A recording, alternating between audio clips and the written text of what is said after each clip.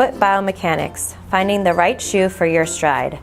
There are 3 basic foot types: the neutral foot, the over-pronating foot, and the under-pronating foot, based on the biomechanical features exhibited by each foot type during your gait cycle. Each type of foot has an ideal shoe style to accommodate the foot's natural biomechanics. The neutral foot. During the gait cycle, the outer part of the heel strikes the ground first and the foot rolls slightly inward to allow for better shock absorption. The ideal shoe type for this type of foot is a neutral or stability shoe. The over-pronating foot. The foot strikes the ground on the outside aspect of the heel, but rolls excessively inward or over-pronates with partial or total collapse of the arch during this motion.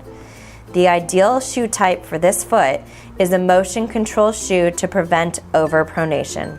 The under-pronating foot.